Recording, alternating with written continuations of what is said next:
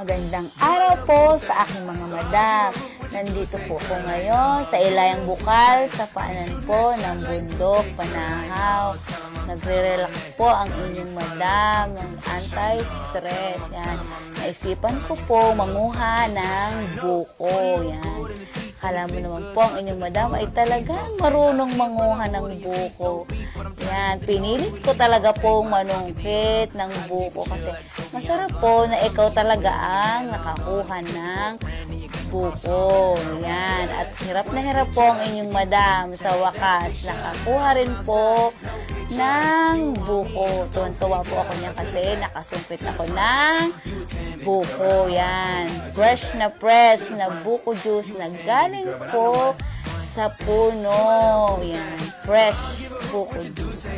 Thank you for watching. God bless all.